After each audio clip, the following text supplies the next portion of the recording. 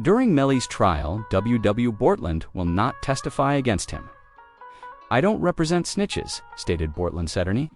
"Cortland Henry will not be testifying or cooperating in Welly's trial since he is not a snitch. Anyone making a different claim hasn't seen the plea agreement and doesn't know what they're talking about." Yes, I was mistaken.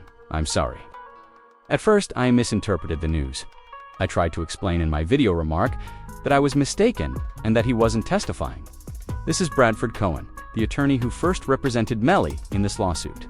He has represented many well-known individuals, including, I believe, Trump, as well as a number of musicians.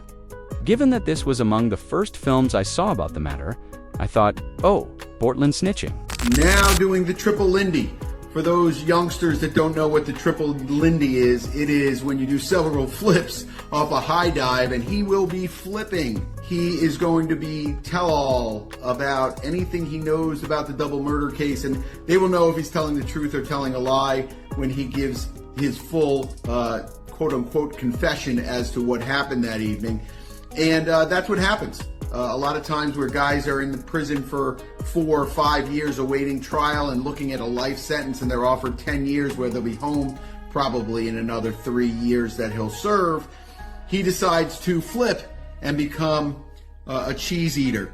And that's what happens a lot of times on these cases. And I was expecting it to happen a lot sooner than it did. He held out for quite some time.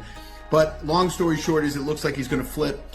And it makes the case on YNW Melly, depending on what he says, which I anticipate he'll say that YNW Melly is responsible. But depending on what he says, it will make the YNW Melly case a lot more difficult to try, but still not impossible. I've had cases where there were flipping witnesses where, I had a federal case with several flipping witnesses where we still got a not guilty, and it's possible to still get a not guilty in this case. Obviously, it's going to make it a lot more difficult. As I was reacting in real time, I noticed that I hurriedly searched for his viewpoint and simply concluded that he was more knowledgeable than I was. I'm not an attorney. I frequently state in my films that I am not a lawyer, or I'm simply a ginger kid who has been covering this case since the beginning of 2018. Additionally, Portland's other attorney, who was observed speaking with him during the court, also replied to 1090 Jake, since 1090 Jake believed he was also snitching asterisk. This gave me the chance to clear up a lot of the confusion and just chaos that's happening online right now after YNW Bortlen's plea this afternoon went viral on social media. It's clear that a lot of people just don't understand what has happened. Many of these Twitter and Instagram pages likewise mention this underscore without making any corrections.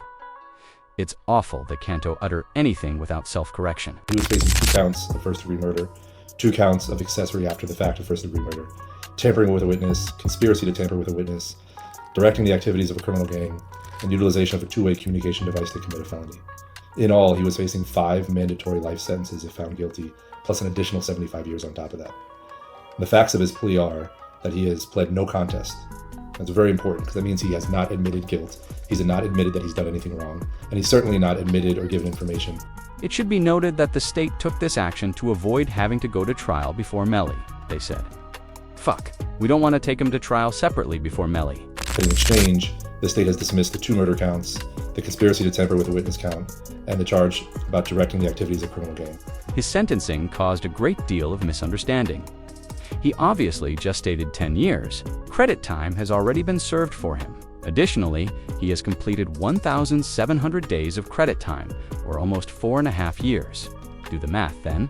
Apparently, you only complete 85% of your sentence in Florida.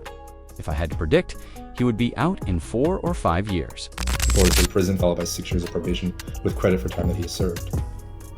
All right, he's essentially saying, I can see why you guys are concerned that he would divulge information. We ought not to have used that term.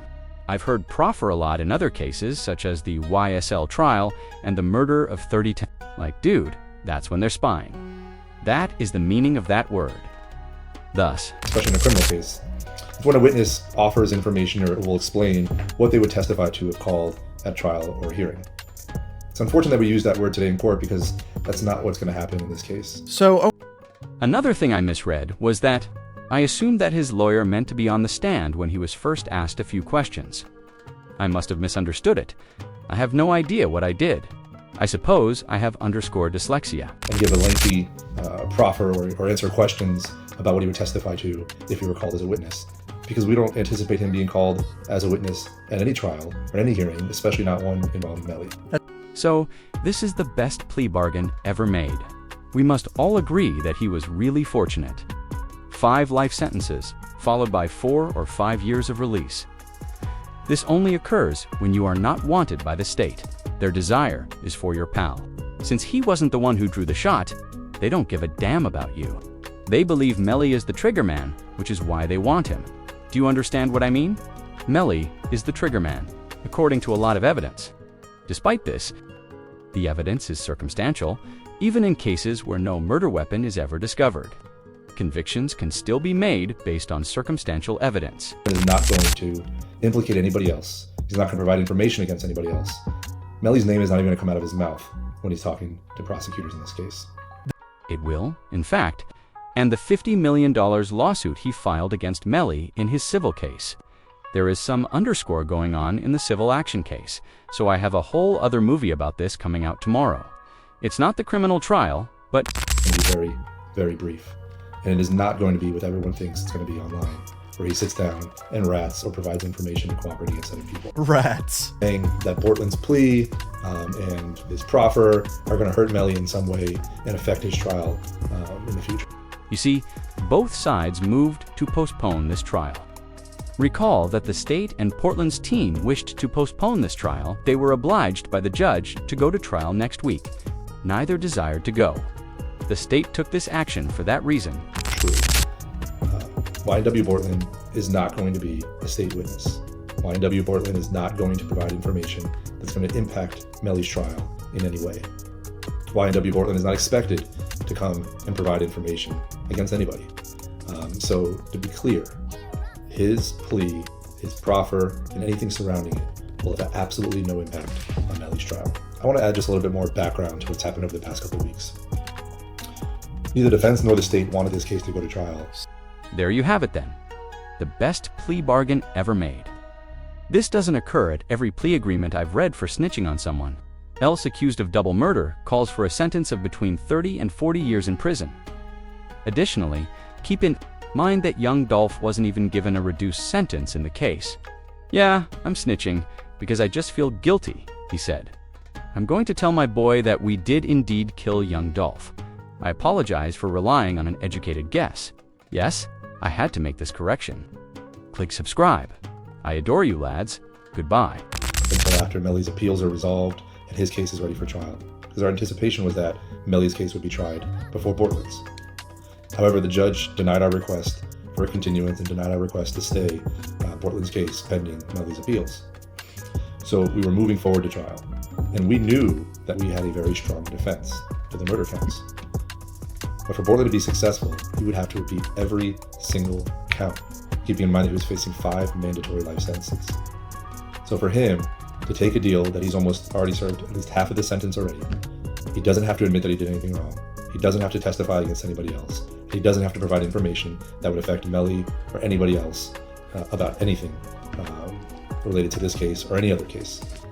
It was a no-brainer for him to ensure that he gets to walk out of prison one day and live his life versus rolling the dice with a random jury, no matter how strong his defense is and how weak the case for the state was.